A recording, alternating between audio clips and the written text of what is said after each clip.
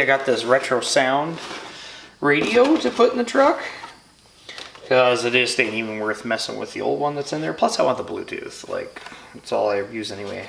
First off, I gotta say, like, wow, nice packaging. And surprisingly small unit.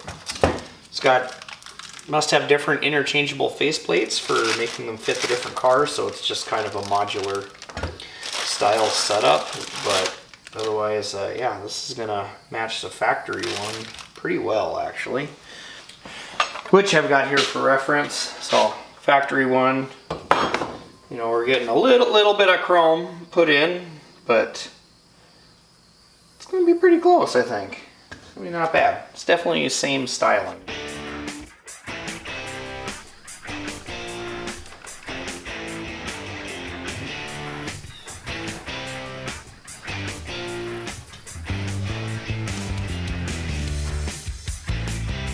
Okay, pretty simple first steps. There's nice instructions here. You're gonna pull the ribbon cable out of the box because it was just folded up in there for shipping. And get this faceplate lined up.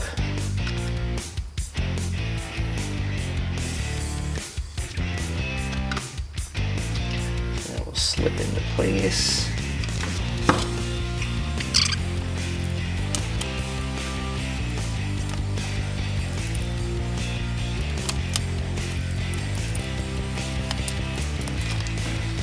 Next up, some brackets.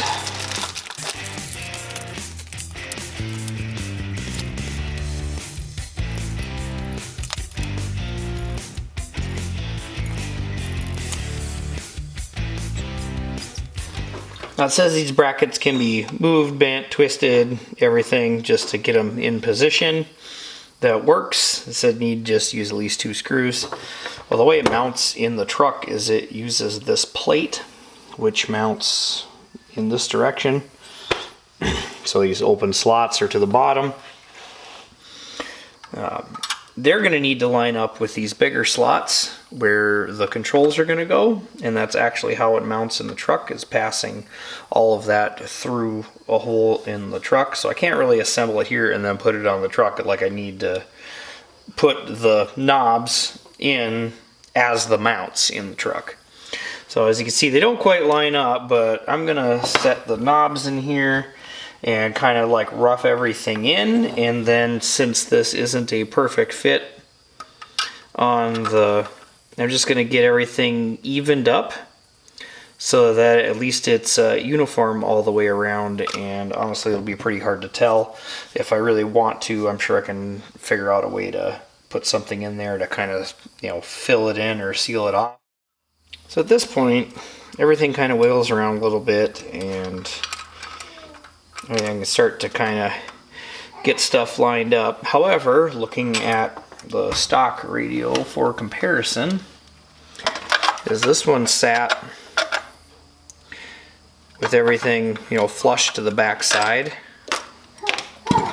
The depth of the two radios of the face and buttons is about the same, so really, if I want to try to mimic factory, I need it to be way out here. Alright, well, I did find parts to make the factory bezel work. There's just going to be an add-on piece that goes over the top of here, and then it will slip in behind this panel to fill in the gaps in the holes. And then I actually found knobs that do match the factory ones that are offered. The little face is slightly different, but otherwise it's got this, you know, 3-star or 3-point design, kind of like that. And they're in metal instead of plastic, so I think the metal will be kind of cool. And that was also right from Retro Sound. If you go to their website, you can spec out all that stuff in one go and order it. I ended up getting this through LMC Truck, and they only offer it in a generic, so guess that was kind of on me when I was interested in it. I should have actually tried looking on the regular website for it. Pricing it out, it seems like it's, give or take, it's so close on price it really doesn't matter whether it ended up happening this way or the other way. So now I'm just stuck waiting a little bit longer to get the parts to finish it out. But since I will be using for sure this plate, it will be nice to see if I can put the aux up in the corner a little bit and make that work with the dash. That'd be really nice. So we'll see how that goes. The factory rear support bracket is actually a direct fit. I mean, comparing like the depth from the mounting face to where it bolts on the radio in location front to back and up and down side to side, it matches exactly what was on the old radio. So that should be super easy. I just had to add some washers and stuff, get the spacing to work out. All right, so once I get it in there, I should be able to bolt it back in like stock and tighten this up. Well, with this spacer or trim, bezel trim, whatever you want to call this, this one actually works great with the factory face. I believe this one's labeled as being for like a Mustang, and it fits on the face real well. And then here, the factory trim piece from the truck will then drop right onto there, and we've got a pretty seamless look as far as what's going to come out in the truck. I've pulled the bracket out of the dash in order to get it in there and mount it, because it will mount through the holes here, and then once that faceplate goes on, it'll kind of sandwich all of that together. So we've basically got to get it in there, put the plate on to hold everything lined up, tighten that rear bracket, and then it'll just kind of sit there until we put all of the dash parts back in. The antenna plugs right in. However, for our power, switched, and ground, we don't have a direct hookup. We've got this factory plug-in, which is just a ignition switched, and then I believe it was like the backlight power for the radio. Otherwise it would have been this other one sitting down here. They're same color wires though, and I did test it and get switched power off of this yellow with the black stripe. The blue with red stripe wasn't really doing anything. The factory radio looks like it was grounded through the radio body itself and this mount into the dash, so there is no wire for that, and it do believe it didn't have a constant power at all either. At least it doesn't look like it looking at a wiring schematic from one of these original trucks. I guess either for speakers, they either came with a single in the dash unit or one in each door. This truck obviously doesn't have the door speakers at all, and it's just got the single one up here, which is missing, so I've got another speaker coming for that in order to get mounted in there, and it'll just be wiring up the one speaker so that we've got some radio to go in here. This is about what we're going to end up with. It's got the faceplate on there. Alright, the back is bolted down with that bracket. I did have to like bend it a little bit because it was probably bent already, and it was angled up quite a bit. So I just bent it down to get these adjustment knobs kind of squared up. It'll pull forward evenly like that when we bolt it in. Make sure I got all my other stuff up here where I can get at it. All these vacuum parts and connections and all that.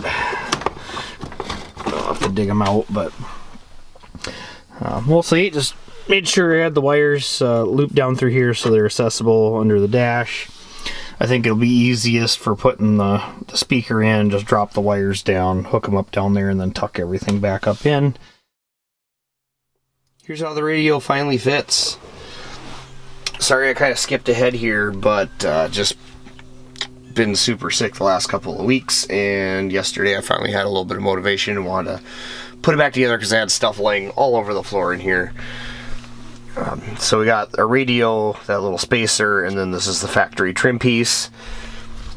Mostly from where we left off, you know, we just had sticking through, so after the dash itself went back on, the trim plate goes on, and then a washer and a nut screw it down. That's what pulls the radio up, gets everything tight, and then the buttons just slide on. So the back ones are like a momentary each way, and then we've got turning with the front ones, as well as a push button to move through the menu items on the radio. Everything's hanging down here right now. Haven't wired anything up because the speaker goes underneath this rusty dash piece, which I pull out and clean up and get some paint on. And of course, it's never easy. You know, at first I'm thinking, well, this should have had a bigger speaker in it. However, like trying to move it over at all, we start hitting other things. So yeah, I think this is the correct size speaker, but clearly the mounts are not factory. And this is just a generic aftermarket one, so now I gotta be building some kind of a bracket in order to make this fit. And of course we can't turn it anywhere to make even just one size line up. So it's got us pretty much sit here like this. Well, so much for being just a bolt-on thing. The next mount issue is the height. Because if I set this right on there, you can see how much lower the speaker mount is versus the mount for the cover. So it's actually got to all be dropped down inside of here. So yeah, this is going to be way more of a project. Not every fab job needs to be something very involved. This is the like universal hanger bracket for the back of the radio that we didn't use. These screws came with the speaker as well as two larger ones depending on the style of mount. Obviously neither mount worked for the way we're trying to get it to go in this dash, but was able to use those two screws and some of that support strap, as well as a few nuts and washers that I had laying around. So we got that screw, the speaker washer, nut, washer, support bracket that got cut, washer, nut to clamp this all in place. We'll be able to run the screws for the actual cover down through here, and that'll be what holds it in place. It's kind of an awkward position here where, you know, one side's trying to be on like it's just catching the edge, so I need to try to get both of these edges like tucked underneath, and then for sure we'll be low enough that the cover will clear and it'll kind of like support it in there, because these will be holding it up, these will be kind of holding it down, and it shouldn't rattle around.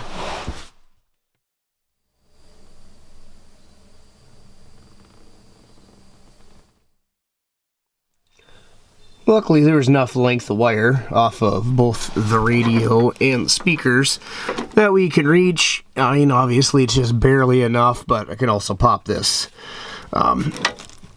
vent hose off and run them over the top and hook them into each other. Wiring up the radio, I'm tying the ground and switched into the original radio power, which is that green plug in there.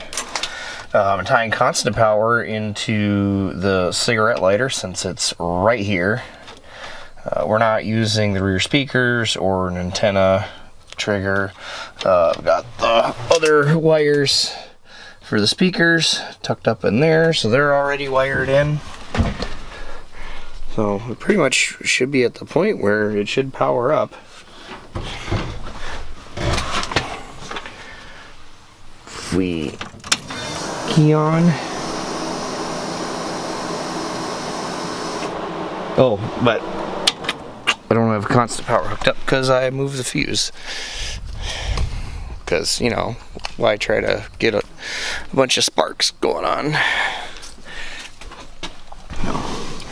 In order to make it safe,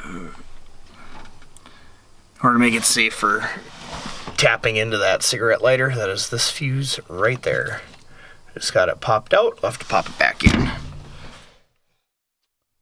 Well, I suppose that'd help if I plug that in to get the radio to turn on. Oh boy. Maybe this time.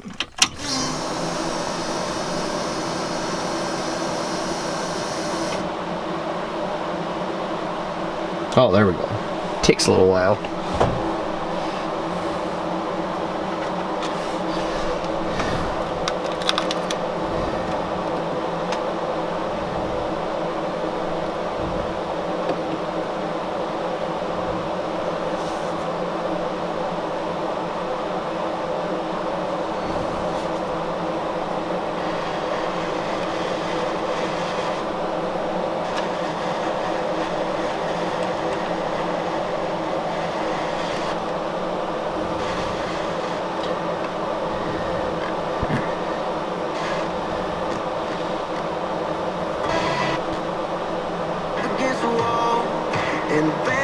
Alright, well, radio works.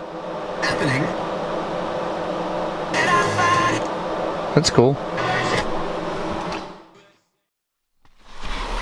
Alright, so we've got the radio working now. It even says goodbye when you turn it off. Kind of funny, but I mean, I think it looks great. I like the very just simple design of it, and I'm sure I'll have to play with the features and stuff a little bit more, get it connected to my phone, because it will do Bluetooth and all that, and then just kind of see how the controls work. So I haven't even read through the thing yet, but yeah, I'm pretty happy with how it came out. I really wanted something that just went in, looked stock, not having to, you know, cut up the dash and do like a single DIN generic CD player kind of setup. So yeah, I'm pretty happy with how this came out.